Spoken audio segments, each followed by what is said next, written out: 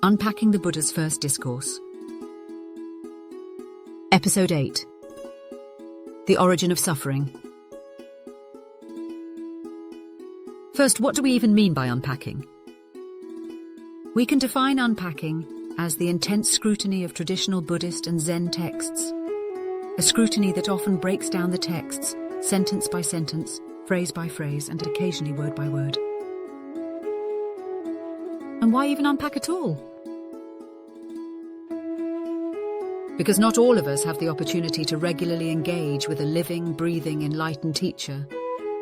Understanding that in the Zen tradition, it's this engagement that substitutes for the critical reading of the traditional texts. And so, for those who don't have the opportunity to regularly engage with a living teacher, there must be a return to the traditional texts as teacher. And with that return is the understanding that the texts are best approached as sequences of riddles, or perhaps as sequences of landmines. And these riddles must be reconciled, these landmines cleared, if we are to truly make progress. Let's continue. Consider the following text excerpted from the Sutta, setting in motion the wheel of the Dhamma. This is the noble truth of the origin of suffering. Thus, bhikkhus, in regard to things unheard before, there arose in me vision, knowledge, wisdom, true knowledge, and light. This noble truth of the origin of suffering is to be abandoned. Thus, bhikkhus, in regard to things unheard before, there arose in me vision, knowledge, wisdom, true knowledge, and light. This noble truth of the origin of suffering has been abandoned.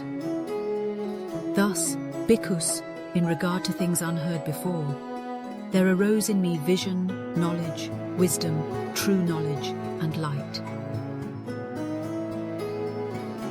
And in aiding in the unpacking of this brief excerpt, we might consider a handful of questions. First, what might the phrase "in regard to things unheard before" suggest about the nature or novelty of the Buddha's realization? Next, the origin of suffering is described as something to be abandoned. Why do you think the Buddha chose this term rather than, say, understood or transcended?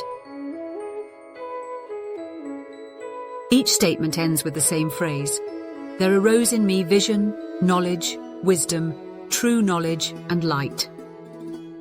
Why might this repetition be significant?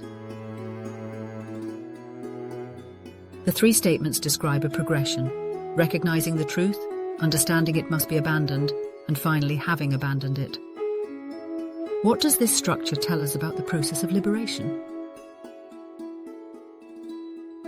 And finally, how does the description of the origin of suffering in this passage compare to your understanding of what causes suffering in your own experience?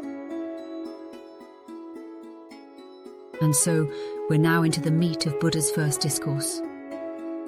More to come.